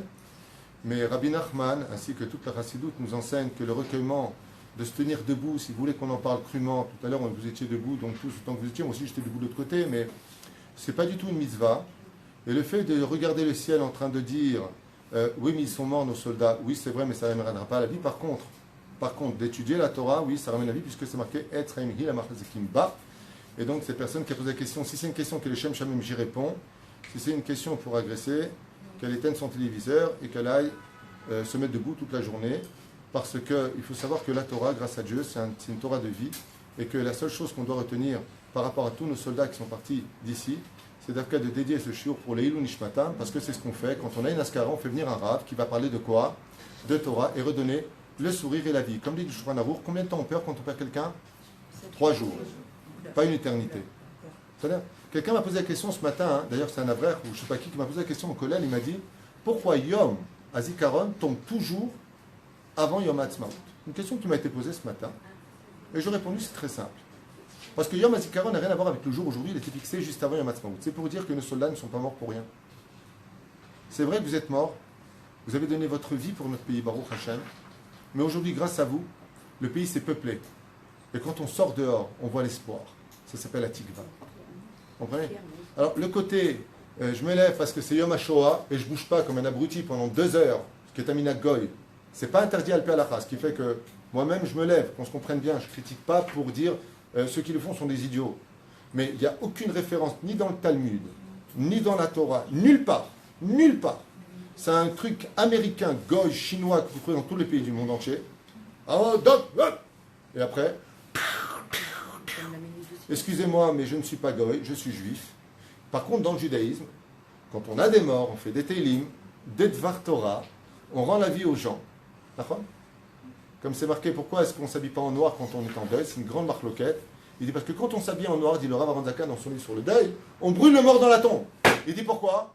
Il dit parce que si tu continues à porter le deuil de ma mort, si tu ne crois pas entrer à ta meeting. Alors que nos soldats, eux, ils sont morts de Kiddush Hashem parce qu'ils étaient juifs. La reine d'à côté, chez Zichram Baruch, mais ne devenons pas ni des crétins ni des chrétiens. S'il vous plaît. Ayons une Torah de vie et il n'y a aucun issour d'enseigner la Torah, en tout cas selon Shulchan Aruch, d'Avka ce soir, bien au contraire. Si aujourd'hui nous sommes présents à étudier la Torah à Ashdod, en Eretz Israël, par le mérite de ceux qui ont donné leur vie pour cela, il est évident que cette étude ne fait que monter leur âme, mais de se tenir pendant une sirène du gouvernement israélien laïque, qui est bien laïque. Et j'ai fait un cours ce matin qui démontre bien en expliquant que ce n'est pas parce qu'un gouvernement est laïque qu'on doit le détester pour autant, sinon on devrait détester tous les rois d'Israël, à part 5-6 qui ont été tzadikim. Donc ne venez pas donner des leçons de morale dans ce domaine, et je vous remets un petit peu à votre place exprès pour ne pas qu'il y ait d'autres personnes qui se heurteraient à de telles idioties. Il n'y a aucun problème dans ce domaine, il faut arrêter d'être samtaritou samtou, on n'est pas des chrétiens, on est des juifs, et la Torah, le Shulchan Aruch nous dit comment ressortir les choses. Quand vous faites une askara, madame, je ne vous agresse pas, hein, je ne réponds pas à vous, je réponds à toutes les personnes qui penseraient comme ça. Eh bien, j'aimerais bien savoir comment vous faites à la synagogue. Qu'est-ce que tu fais? Qu'est-ce qu'il y a? C'est l'askara de mon père. Tu fais quoi? Eh bien, tu t'assois, tu fais Boré Mézénot, et là, tu as envie de dire à la personne, mais je ne comprends pas, tu manges et tu bois pour l'askara de ton père. Ben oui, c'est comme ça quand on est juif. On mange, on boit, on rentre, on fait les haïm. Ouais, ten les Elohim chez les Tunisiens, par exemple. Et ensuite, on fait la shkaba. Et ensuite, on fait rire un petit peu les gens. Et pourquoi? On se recueille des midotes de l'homme. Voilà. Question suivante.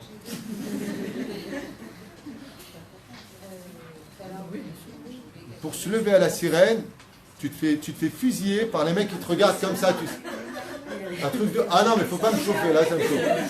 Eh, si les sirènes, elles sortent, si on a un qui se lève pas, attention, tout le pays le regarde. Il est filmé par les portables, après sur WhatsApp, sur Facebook, sur Festara, ce que tu veux, et on le montre. Regarde le mec, il s'est pas levé là-bas. Moi, j'ai bien envie de prendre un portable, si je pouvais, pendant le Shabbat, voir si toi, tu es chômeur Shabbat, si toi, tu manges kasher, si toi, tu respectes la Nida. Parce qu'après la mort, pas une seule fois, on va te poser la question, est-ce que tu étais debout pendant les sirènes? Par contre, ça manque de savoir-vivre de ne pas se lever par rapport aux autres.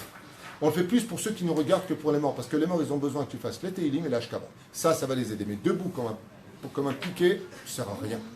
Alors. Et donc, je disais.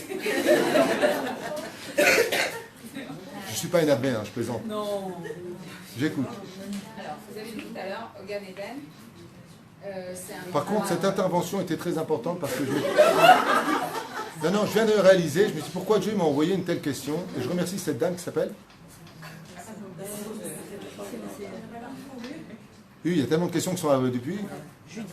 Judith, je vous remercie pour une chose, c'est que quand j'ai prévu ce cours de mardi soir, j'avais promis de le dire pour l'élévation de l'âme de tous nos soldats et de parler un peu d'eux. Et j'ai complètement omis d'en parler, donc Toda Rabba pour cette intervention, parce que c'est vrai que j'avais prévu de faire ce shiur d'Afka pour l'élévation de l'âme de notre armée. Bezrat Hashem, mon fils, il lui reste encore 9 mois à faire dans l'armée d'Israël. Il a 2 ans yeshiva, Baruch Hashem, Am Israël Chavikem. Qu'est-ce que tu veux, Patricia? Je vais poser ma question. Donc, vous avez dit tout à l'heure Gan Eden. C'était un endroit d'amour, genre, pureté, etc. Peace and love, oui. Voilà, exactement. Maintenant, comment ça se fait d'abord, que le serpent se trouvait là-bas et qu'il a pu faire ce qu'il a fait avec Ève, puisque c'est un endroit saint, etc. Et que, après que Adam, il est allé avec C'est un Ève, débat ou une question, là? c'est la deuxième Non, je vais te question. répondre jusque-là parce que ce serait trop long. Non, mais 2 secondes. Le serpent dont on parle, c'est une chose qui est spirituelle. C'était le seul animal qui avait le droit de pénétrer le Gan Eden pour la simple et bonne raison, c'est qu'il était gradé de 12 ailes, selon certains de 6 ailes. C'était le chef de tous les anges et le serviteur personnel d'Adam Arishon. Donc c'était le seul, comme explique Rabbi Yehuda Bataï dans son livre Mitrat Yehuda, dans sa Mikdama et dans sa Agdama. Et il écrit là-bas que le serpent c'était le serviteur de Adam et de Ève, puisque les animaux les ont pris pour Dieu. Dès qu'ils les ont vus, ils ont dû se justifier en disant nous ne sommes que des créatures de Dieu, ce qui fait que le serpent avait un droit de pénétrer le territoire de Adam et de Ève, et étant très jaloux de la femme et ne pouvant pas décoller ses yeux d'elle, il l'a convoité, désiré, et il l'a eu, d'où le tikkun jusqu'à aujourd'hui. C'est pour ça que la Torah nous a interdit de nous isoler avec une femme, de toucher une femme, de ceci, de cela, qui viendront réparer tout cela. Donc vous avez dit que les juifs ils sont tamés. Maintenant j'ai entendu, enfin je sais plus si c'est beaucoup expliqué, que le goy. J'ai pas dit que le juif. Non, le goy il n'est pas tamé. Le corps du goy il n'est pas tamé comme ça. Mais vadaï, un corps de non-juif n'est pas tamé à sa mort. Un Kohen peut tout à fait traverser un cimetière non-juif, il n'y a aucun problème pour cela. Et pourquoi? Eh bien, parce qu'une fois que le goy meurt, il a tout ce qui est en lui qui monte dans la spiritualité. Tandis que nous avons un retour ici, ce qui fait que nous sommes obligés de garder une connexion entre les shaders. Ça veut dire que si moi j'ai mon portable, je suis obligé d'avoir une antenne qui va pouvoir me donner la connexion. Sinon on dit, j'ai plus de connexion. Étant donné que nous ne mourrons pas, mais nous mourrons pour revenir, nous sommes obligés d'essayer une antenne spirituelle dans le corps qui s'appelle le nefesh. Dans le langage de la Kabbalah, ça s'appelle Havla de Garme. Ce qui fait que quand une personne décède, seul le roi et la neshama montent. La neshama est déjà en haut, si vous voulez savoir en absolu. C'est le roi qui fait les retours. C'est pour ça qu'on dit ruchot, mais ça prime, c'est pas pour rien. C'est un roi. Et le nefesh reste tout le temps. Donc étant donné que le nefesh sensitive reste avec le corps et que c'est une âme, automatiquement, elle le rend tamé. Seul ce qui n'a plus de vie du tout n'est plus impur du tout. Ça veut dire que les goy ne reviennent pas? Ils vont pas revenir. Je t'ai répondu. C'est plus clair. Atka. Alors, quelques mots à Marie, mais je vous libère. Sur le Il y avait sujet. une question sur Reuven. Tout à l'heure, oui, qu'on avait droit à la chouva. Lui, il est Ben Témora. Comment ça se fait que lui, après, il a quand même perdu la Kina, il est parvenu dans son. Il n'a pas fait petit coup de ça. J'ai pas compris la question. Quoi? Reuven, tu penses le fils de Jacob ou un mec qui s'appelle Reuven dans l'internet? Oui, Qu'est-ce qu'il a, Reuven? Parce qu'il a tout perdu, le pauvre. comme il était Ben Témora, il a perdu la Bechora et ses autres avantages. Ken? Il D'accord. ne l'a pas retrouvé. Si, à la fin des temps, il retrouvera tout. Ah, il retrouve. Il y a un tikkun qui doit avoir lieu. Reuven retrouvera sa place de Bechor, Aval Be'acharit Ayamim, quand tous les tikkunim, comprenez-le bien, chers amis, tout le monde dans lequel nous vivons, y compris nos soldats qui sont partis de ce monde, je n'ai pas les comptes divins, mais tout ça c'est des tikkunim. Toute notre vie est faite de réparation. Parce que Dieu n'a jamais voulu pour nous une vie de souffrance, une vie d'épreuve, une vie de. Il a transformé tout ça en disant Dieu nous a multiplié nos lois et nos mitzvot pour qu'on acquiert du mérite à travers ce tikkun. Ce qui fait que chez Dieu, même quand on est puni d'une chose qu'on a faite, la réparation de cette punition nous apportera un bienfait tellement grand qu'on l'aurait même fait de nous-mêmes pour en ressortir le fruit récupéré de nos efforts. C'est la force d'Hachem. C'est le mal d'avoir nommé. C'est comme une mère qui veut punir son fils parce qu'elle lui a manqué de respect, mais elle lui avait acheté un super cadeau qu'il voulait tellement. Et il lui dit, tu sais quoi toi maintenant, tu vas dans le coin là-bas. Tu vois le coin là-bas, tu bouges pas des 4 carrés qui sont là-bas. Tu sors de là-bas, je te mets une tannée. Et là-bas, il y a la voiture électrique. Le gosse, il va là-bas, il dit, oh, maman, il y a la voiture électrique, il est comme un fou, je peux l'ouvrir? Il dit, je t'ai pas dit d'ouvrir ou pas ouvrir, ça ne me regarde pas ce que tu fais là-bas. Je dis, tu sors pas là-bas du carré. L'enfant, il est comme un fou. Parce que de toute façon, s'il avait vu la voiture là-bas, il n'aurait pas bougé du carré, il aurait monté sa voiture, il aurait mis les piles, il était comme un fou. Et de la punition, qu'est-ce qu'il dit? Merci, merci maman, merci maman. Zaolamaz, le créateur du monde. C'est vrai que c'est un monde de tikkun, mais dans tous les tikkunim, dans tous les tikkunim. Il fait toujours jaillir quelque chose qui est que dans notre intérieur. Ou même si ça n'avait pas été un tikkun, on l'aurait fait volontiers pour en avoir les fruits qui sont toujours juteux, sucrés et qui donnent le sourire. Ouais, je voulais vous lire quelques ma'amarim sur la Gemara.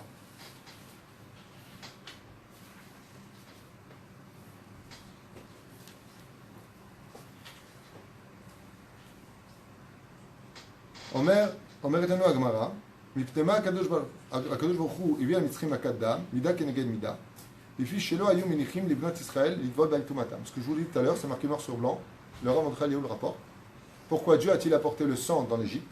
Parce qu'ils empêchaient les femmes d'Israël d'aller se tremper au mikvé. כדי שלא יהיו פרים ורבים, לפיכך לקו בדם נידה. יציאת נידה. פעם אחת היו יושבים זקנים בשער, ועברו לפניהם שתי תינוקות, אחד כיסה את ראשו ואחד גילה את ראשו. Un fois, on raconte comme ça, dans le Midrash ou dans le Talmud, juste un instant, peut-être que je vais trouver la référence, je ne la vois pas ici. Je suis un peu... D'habitude, ils mettent toutes les références, là, elle n'y est pas exceptionnellement. Deux sages ont vu deux enfants qui marchaient, un qui avait la kippa, l'autre qui n'avait pas la kippa.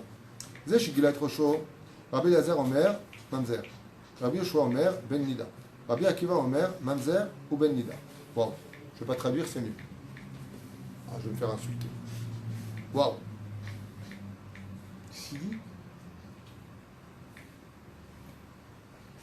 אמר רבי עקיבא, ואיך מלאך ליבך לעבור על דברי חבריך, על שלושה עבירות נשים את קדושת מקלטם. אמרה חנה לפני הקדוש ברוך הוא שלושה בדקי מיתה ברק באישה, ואילו הן נידה וחלה והדלקת נרות. כלום, עברתי על אחת מהם. Il dit ici, comment est-ce que Hana elle a eu le mérite d'avoir un fils aussi élogieux que Shmuel Hanavi? C'est parce qu'elle a dit à Hachem, est-ce qu'une seule fois j'ai fauté dans la Nida? Est-ce qu'une seule fois je n'ai pas allumé mes bougies de Shabbat? Et est-ce qu'une seule fois je n'ai pas fait le pain de Shabbat Kodesh? La reine Bisroudze Magali Ben est né Shmuel Hanavi. Comme ça, elle a répété. Est-ce qu'une seule fois j'ai fait une erreur, Hachem? Non. Et la reine Zafta Lavi Yeled. Je vous rappelle que Bezrat Hachem, toutes ces vies dont on parle, toute la pureté familiale, fait partie du principe fondamental de notre peuple. C'est une des choses, l'oralenu velo alechem, amène des catastrophes dans le mazal, dans la parnassa, dans la vie du couple, jusqu'à même les faire divorcer dans certains cas. Ça vient aussi des fois de choses qui nous dépassent. Moi, je ne comprends pas pourquoi j'ai divorcé, je ne comprends pas si je ne comprends pas. Cela, des fois, ça nous dépasse. Eh bien, la première question que posent en général les rabbanim, vous êtes chômeur de la Nida, il le marque aussi ici dans son livre, que quelqu'un qui n'est pas chômeur Nida, eh bien, détériore la relation entre sa femme et son mari. Hormis le fait que tout ce que j'ai raconté dans les secrets d'Anida là-bas, il faut savoir que Chaz Veshalom, l'Anida peut apporter aussi la mort. Ah, c'est pas marrant comme cours. Peut apporter la mort, elle peut apporter de grands désarrois. Hashem Erachem, Alenu Val Kol Echad Bibnei Israël, Sheniske Leolid Banim Zecharim Bar Kayama, de bons garçons et de bonnes filles, Bezrat Hashem, qui respecteront les lois de l'Anida, les lois du service divin, parce que tout ce que nous vivons dans ce monde, Vehemet, tout passe très vite, c'est quelques petits efforts à faire, quelques petites retenues à avoir. Et comme on le voit pour les voitures, si tu ne veux pas d'accident, garde tes distances. Ainsi donc, quand une femme est nida, il ne lui reste plus qu'à dire à son mari, ne me touche pas. Ne me touche pas. Ok? Juste une dernière question. Dernière question. Une dame qui demande, qui dit, mais quand on est chômeur nida, et qu'on a le tissu et qu'on n'arrive pas à avoir des enfants, alors quel rapport? C'est que Dieu prépare quelque chose de très grand, comme Hana, comme Sarah, comme Rachel, comme toutes les grandes d'Israël. Comme ça, c'est marqué dans la Gemara de Brachot. Pourquoi Dieu fait en sorte que les femmes soient stériles? Parce qu'il adore leur prière. Donc, j'ai fait un cours qui apporte là-bas 30 ségoulottes pour tomber enceinte. Alors, il faut des ingrédients. Il faut la joie de vivre, il ne faut pas de stress, il faut un mari. Ça y est. Il faut bien que ça serve à quelque chose. Voilà, il faut certains ingrédients. Et là-bas, il y a un cours qui s'appelle les 30 ségoulottes pour tomber enceinte, où j'explique 30 choses référencées dans le Talmud, dans le Zohar et autres références comme les Midrashim, qui disent comment Bezrat Hashem avoir un enfant. Mais le but, c'est pas simplement d'avoir un enfant, c'est d'élever l'enfant sur le chemin de la Torah et des mitzvot. C'est le but essentiel de notre existence, parce que c'est vraiment la seule chose qu'on aura avec nous. Imaginez que Chaz Veshalom, demain, une personne parmi vous, parce que moi je ne compte pas mourir, mais une personne parte de ce monde, Une personne part de ce monde. Ça arrivera à tout le monde, ne vous inquiétez pas. C'est une question de temps pour chacun de nous. Alors, allez, vous allez. Mais, je vous donne, excusez-moi, ce que je vais dire ne va pas plaire à tout le monde, je le sais, et critiquer, je m'en fiche. Je ne travaille pas pour vous. Et puis, cette personne, cette femme, elle a ses 3 fils, ses 2 filles ou ses 4 filles, peu importe, sont autour du lit. Premier cas de figure, autour du lit. Ima, si tu reviens. Ima, on t'oubliera pas. Ima, je t'aime. On pleure. Une maman, c'est une maman. Ça n'a pas de prix. La mère, la mère, quand elle lève les yeux, elle voit ses 3 fils avec les tzitzit, les kippotes, chacun avec du savoir-vivre, chacun prononçant le Kaddish parfaitement, chacun, Baruch Hashem, un Ben Torah. Elle regarde ses filles, toutes avec le kissouille, mariées Kedat Moshe d'Israël, ou alors pas encore mariées, ou même dans certains cas divorcées, peu importe. Mais ce sont des femmes qui sont dites d'être appelées Bat Israël. Je vous pose une question, mesdames. Deuxième cas de figure. 3 feuilles sympathiques, avec jeans troués et déchirés. Stan Smith, noir ou blanche, vous avez le choix aujourd'hui. Chemise à moitié ouverte, tatouage, pas de kippa sur la tête. C'est un bon fils, j'ai pas dit que c'est un pourri, tous les juifs sont bons, on est tous des gens bons, mais en 2 mots. T'as tes filles de l'autre côté qui sont en tights, avec des cheveux de toutes les couleurs. Ils sont comme l'arc-en-ciel. C'est tes filles. Et c'est une neshama pure, je ne juge pas. Vous faites des comparaisons. Je pose juste une question, je vais vous mettre moi face à cette situation. Vous êtes dans votre dernière heure, vous préférez quel cas de figure? Franchement, soyez droit. Moi, je me souviens que mon père, Zatzal, mon père qui est mort dans la tchouva, Kahlaoui Tomtse, le grand chanteur à la grande Darboka. Je me rappelle d'une chose, quand il est parti de ce monde, il est mort dans une très grande teshuva, dans de grandes souffrances et toutes les maladies. Chaque fois qu'il nous voyait, on revenait le voir d'Israël, je t'en prie mon fils, fais-moi des Teilim. Quand je vais partir, vous ne m'oubliez pas, hein, vous ferez les prières pour moi. On lui a promis, on lui a fait un kollel de 57 Avrichim à Jérusalem qui s'appelle Or Eliaou, qui porte le nom de mon père. La lumière d'Eliaou Tuitou. C'est mieux ça, ou je fais une boîte de nuit pour mon père, avec des darboukotes partout, et lui au milieu du cadre, avec des sites to the night fever. Qu'est-ce qu'il y a de mieux? Je vous pose une question. Chaque juif est valable, on n'est pas là pour juger, j'ai pas besoin de prendre de leçons, je vous en supplie. Allez, vaille que tout le monde juge les juifs comme je les juge. Allez, vaille. Pour toujours du mérite à tout le monde. Même ma femme, quand j'ai épousé, elle mérite. Aval tachlès dans l'histoire, le tachlès de l'histoire. Qu'est-ce que vous préférez, vous? Bon, vous avez une tête de pieuse. Et vous? Hein? Qui Non, c'est pas évident. Quelqu'un d'internet qui va dire mais je comprends pas, où est la différence. On verra le jour où tu commences à sentir la mort qui tourne autour de ton lit. On verra, on vient se revoir. Moi j'ai vu des cracks, des gens blindés, des gens avec un orgueil démesuré devenir des toutes petites filles le jour de la mort. Non, pardon.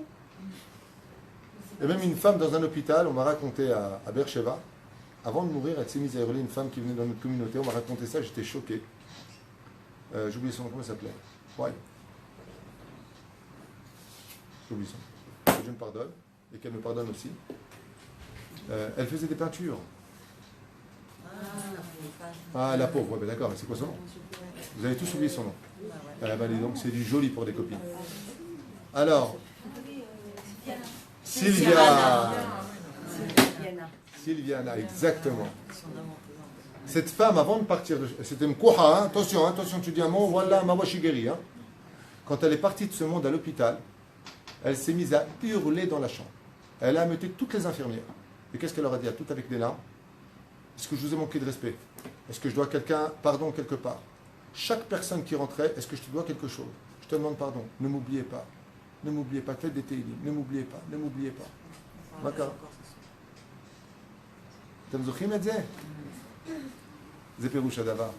Que quand on a le mérite d'avoir un enfant qui est dans la Torah, les mitzvot, les bonnes actions, qui s'occupe du clan d'Israël, qui fait de la Torah, Baruch Hashem, alors les parents, quand ils partent de ce monde, les Chachamim nous ont déjà dit dans le Talmud, et je finirai avec cette phrase, chers amis, Bar mezake de aboua. Quand les enfants sont tzadikim, ils nettoient tout de suite les fautes du père et de la mère quand ils partent de ce monde. Et plus que ça encore. Le Talmud nous dit, comment on appelle un père qui était rachat et qui a des fils tzadikim sur terre, ou des filles de tzadkaniot? Comment on l'appelle le père? Le père, c'est Monsieur Thénardier. Il est mauvais. Il est profiteur, voleur, il est pourri. Ouais. Il part de ce monde, comment on l'appelle dans le ciel? Il a fait Tzadik ben Tzadik. Dieu lui dit, oh Tzadik. Non, vous êtes trompé là, mon cher Salut, je ne suis pas Tzadik. Non, tu as des enfants qui sont Tzadikim sur terre à ta Tzadik. C'est pour ça que cette idée-là a tellement froissé Hachem, cette réalité, qu'il a dit à Abraham Avinu, je ne peux pas te revoir avant tes 100 ans. Lech lecha. Pourquoi? Parce que dans la 24e Mishnah du 5e chapitre de Masechet Avot, il est marqué, celui qui a atteint l'âge des 100 ans est considéré comme mort et annulé de ce monde. Alors il dit à Abraham, Abraham, t'es le fils de Terach. Il dit alors, j'ai un problème, Terach ne mérite pas d'avoir un fils comme toi. Alors il lui dit, va jusqu'à tes 100 ans. Allez, va jusqu'à tes 100 ans et je te ferai renaître, fils de la Shekhinah. Et qu'est-ce que fait Abraham Avinu à l'âge de 100 ans, premier converti de l'histoire? Il se convertit au judaïsme, il fait la Brit Mila et Dieu lui change son nom. Il ne devient plus Avram, mais Abraham. Pourquoi? Dans le Sefer Emrechen, il dit, parce qu'Akadosh Baruch Hu n'a pas voulu que Terach dise, peut-être que moi j'étais un prêtre d'Avodah Zarah, mon pote. Mais en tout cas, Hachem, j'ai un fils qui s'appelait Abraham Avinu, le père de la nation juive. Et Dieu lui dit, non, non, non, tu t'es gourd. Toi, tu es le père de Abraham, l'incirconcis. Moi, je suis devenu le père d'Abraham, le circoncis. C'est pour ça qu'un converti, on ne marque pas le père biologique ou la mère biologique. Parce qu'il est le fils de la Shekhinah. Et en l'occurrence, le fils d'Abraham Avinu à la Vachem, le jour de la Ktouba. Baruch Adonai l'olam. Amen.